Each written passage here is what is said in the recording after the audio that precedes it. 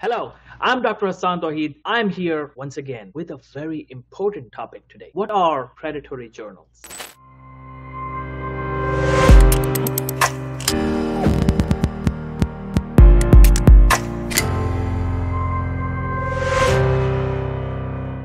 What are predatory journals? You must have heard this terminology, and this terminology has become very popular in the past 6-7 years. So what is a predatory journal, or what are predatory journals? That's what we are going to talk about. How can you identify the predatory journals? If you ask a new scientist, a new student who is just starting out his career in research, and what is a predatory journal, he or she will probably tell you that predatory journals are fake journals. No, it's not correct. Predatory journals are not always fake journals. Listen to my words. They are not always fake journals. Yes, they can be fake journals, but they can be real journals too. So you have to be careful while submitting your article or manuscript to a journal. You need to know if you are submitting it to a predatory journal or you are submitting it to a good journal. So what is a predatory journal? As the name suggests, predatory comes from predators who prey, right? The animals who prey, we call them predators. Similarly, the journals who see you as their prey, they are known as predatory journals.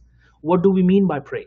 It means that they are not actually providing the service that needs to be provided, but they just want money. They just want your money. So you have to be careful while choosing a journal. So how do we identify these journals? What can we do to identify those journals? So remember, the first thing first is they may be fake. They may not be fake. They may be real journals. They may have a real website, a real indexing, but how do you identify? Remember, the first classification, or according to my experience of teaching so many students and studying the subject of research, I have understood that predatory journals are actually those journals who lie. Simple answer is who lie and deceive. They will send you an invite. If you are already a published author, they will get your email address from a publication that you had before. So your email address is in the market, right? They will get your email. They will contact you and send you an email that we have selected you as a possible author, or we request you to submit a manuscript to our journal. Now, a new scientist will be very happy. Let me tell you, early on in my career, I got these kind of messages and I got so happy. Oh wow, a journal approached me to publish an article, and I wrote an article as fast as I could and I submitted the article. Now, once I submitted that article, they sent an invoice, a crazy invoice with a bill of something around $3,000, $4,000, $5,000. I don't even exactly remember, but it was a humongous amount at that time. And I was like, wow, I thought they have just invited me as a free publication opportunity, but now they are asking a lot of money. So I told them, unfortunately, I don't have enough money. They said, no, your article is accepted and it's under the publication process. We cannot retract it, so please pay us. So I remember after a lot of bargaining, finally, I managed to bring down the price to something around $75. And at that time, when they agreed with that $75, I understood that, okay, this is not something ethical, or there is something fishy. There's something wrong. I just got that kind of sense that there is something wrong. And then I started to explore this topic. And the more I learned, the more I grew in my career, I learned about predatory journals. That there are some companies, not in the US, they are in some other countries. And they run this publishing company. And this publishing company will have multiple journals in multiple domains, in multiple fields. So it doesn't matter what domain you belong to. If you are an engineering student, you are a medical student, nursing student, psychology student, doesn't matter. They will have journal of that domain in their publication company. Now, they will send you an invite and you will feel that, okay, this is an invite. Possibly there is no fee, and they will not mention any fee. And then they will send you an invoice, a crazy invoice of thousands of dollars. And then you start bargaining and they will reduce the fee. A legit journal will not do this kind of bargaining, and they will not hide their fee. They will not lie to you. So this is the main criteria, that if you ever get an email, look at the quality of the email. How is this English? Is this English correct in grammar and spellings? Are they correct? And look at the name of the person. Most of the time, these companies, they are actually in countries where they don't know about American names. So they pretend to be Americans, or they pretend to be from UK. So they will mention two first names. For example, Michael John. And if you are an American, if you are from the UK, you are from European countries, from Canada, or any other English speaking country, Australia or New Zealand, you will catch it right away that, okay, these both are first names. So check the name of the person who is sending an email. That is it coming from a Western name and two first names are mentioned. There is no last name. They don't know what the last names are.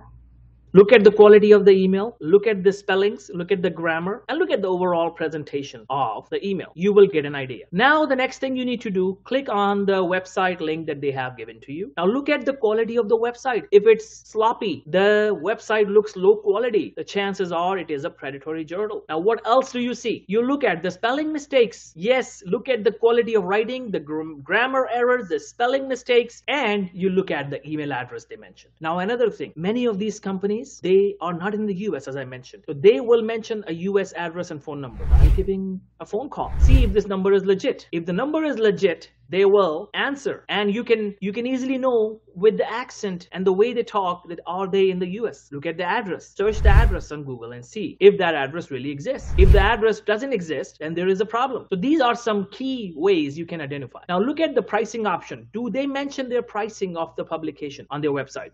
Remember, everyone, please remember, there is nothing wrong in charging the fee. There are so many good journals who have a lot of fee. There is nothing wrong in charging fee. Many people think, oh, if a journal is charging fee, then it is a predatory journal. No, there's nothing wrong in charging the fee. Whatever journal feels is a good, suitable charge, or the fee of the publishing process. It's okay. But what is not okay is hiding the fee and not telling the fee and later throwing an invoice in your face and telling you that now you have to pay this fee. That's why it is very important to look at the pricing on their website. Now, what else do you see on their website? See, are they telling you an unbelievably high impact factor, like 7 or 8 or 10, 11 impact factor, 11.5 or 7.8, and you have never heard of this journal before? Now just use common sense. The journals with such a humongous impact factor will have a very good quality of website, right? But look at their website. This is sloppy. It's not well presented. It has spelling errors. So how can this journal have such an impact factor? They will have a citation score, a very high citation score.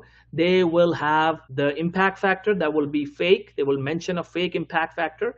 And now the main thing where you can confirm if this journal is real or not, look at the indexing. Where is this journal indexed? If the indexing information is available, and many of these journals will mention it, if there is no information, then you should run away from that journal. There's no information on indexing, that means that is not possibly a real journal. That is very likely a fake journal. But if indexing is mentioned, that means they possibly are indexed in some of those, but they will lie to you about being indexed in PubMed, Web of Science, or the big databases. So look at the indexing. Now, once you have looked at the indexing, look at the editorial board members. Who are the editorial board members? Okay, many of those journals, they will have international or very popular professors as editorial board members, but the editorial board members themselves will not know that their name is mentioned there, because these are fraudulent companies. So email to that professor and ask him that, are you involved with them? Let me tell you a real story. I got a message on LinkedIn once from a professor or a student. I don't remember exactly, but it was many years ago. And this person asked me that, how is this conference? Do you recommend this conference in Paris or somewhere else? I don't remember exactly where it was, but it was in Europe somewhere. I said, I'm sorry, I don't know anything about this conference. And this person said, what? You are the organizing committee member of this conference. I said, no, I'm not. The person said, yes, you are. Let me send you the website link. They sent the website link to me, and my name was mentioned as the organizing committee member. I said, no, this is without my permission. I'm not the member of this organizing committee, and this conference is run by a publication company, and they are possibly predatory journal. And of course, they did not have my permission to use my name.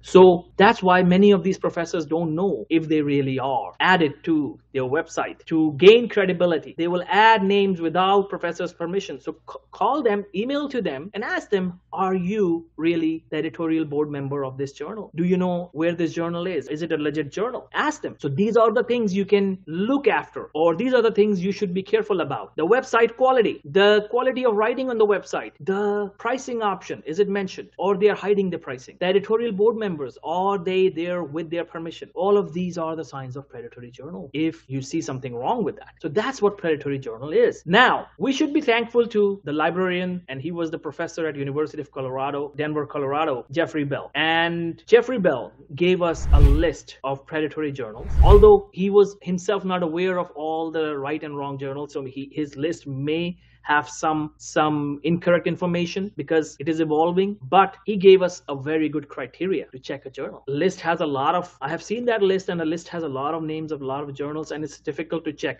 So the best approach is just go and search the Bell's criteria. It's mentioned on the website, Bell's list, or some people call him Bill, some people call him Bell. So Bell's list is available on Google. Just write down the name Bell's list, and it will take you to the website, and it will give you the scoring sheet, a criteria. Just check the journal. I'm not mentioning any name of any journal. I'm just asking you to use that chart as a criteria. And we are blessed to have Jeffrey Bell, who has given this criteria to us and who has pointed out the concept of predatory journals. So it is very good, and you can use that criteria to protect yourself from submitting to a wrong journal. And as I said, they may not be fake journals, but they just be sometimes predatory only, that they will just ask a lot of money from you, and they could be fake as well. So just check the criteria on Bell's list, the criteria given by Bell's. Just use that formula, the scoring system, and you will be able to know what quality of journal you are choosing. Now, second thing you need to do is contact the indexing and search if the journal's name is on the indexing.